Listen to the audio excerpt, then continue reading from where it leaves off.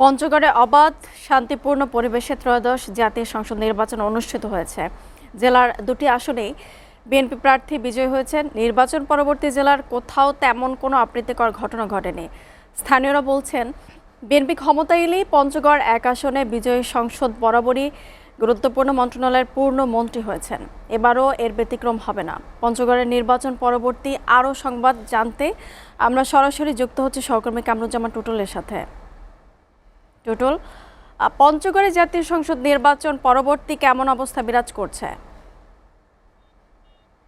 জি মুনিয়া, আপনি যেমনটি বলছিলেন, গত 12ই ফেব্রুয়ারি ত্রয়োদশ জাতীয় সংসদ নির্বাচন পঞ্চগড়ে অবাধ এবং শান্তিপূর্ণ পরিবেশে অনুষ্ঠিত হয়েছে।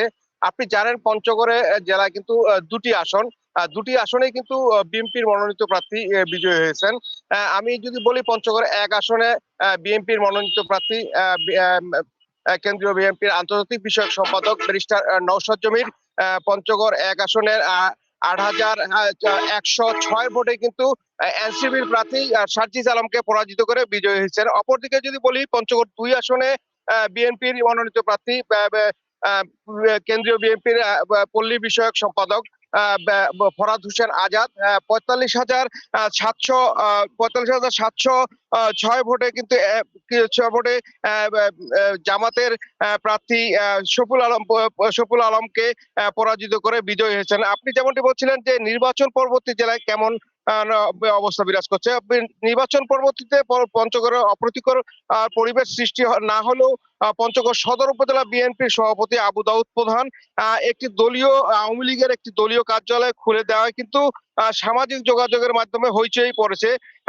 যদিও বিষয়টা তিনি অস্বীকার করেছেন। এছাড়াও পঞ্চগড় আজকে কিন্তু ভোর রাতে পঞ্চগড় সদর উপজেলার আর মাগুরা ইউনিয়নের ছাত্র দলের আহ্বায়কের বাসায় কিন্তু অগ্নিসংযোগের ঘটনা ঘটছে। এছাড়া কিন্তু পঞ্চগড়ের সার্বিক পরিস্থিতি একেবারেই শান্ত রয়েছে। নির্বাচনের জনপ্রতিনিধিরা ভোট পূর্ববর্তী ভোটারদের বিভিন্ন রকম আশ্বাস দিয়েছেন। এখন শুধু দেখার অপেক্ষায় নির্বাচনের প্রার্থীরা যারা নির্বাচিত তারা ভোটারদের কতটা আশা পূরণ করেন। স্থানীয়রা আমাকে যতটুকু বলছেন যে আসলে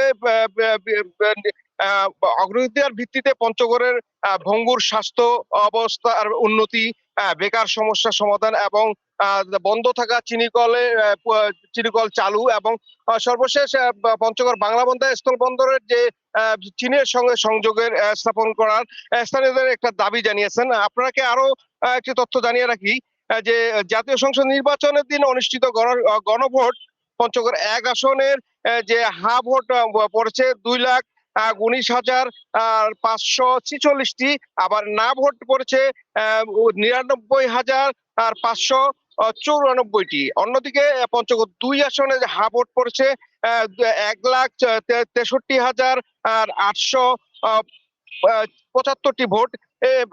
এরিয়া কিন্তু পঞ্চগড় 2 আসনে এখন পর্যন্ত তেমন কোনো আর অপ্রীতিকর ঘটনা না হলেও এখন শান্তিপূর্ণ অবস্থায় বিরাজ করছে পঞ্চগড়ের এই দুটি আসনে। কিন্তু তো এই ছিল মুনিয়া পঞ্চগড় থেকে আমার কাছে সর্বশেষ নির্বাচনী তথ্য পরবর্তী তথ্য। টুটুল, আপনাকে ধন্যবাদ।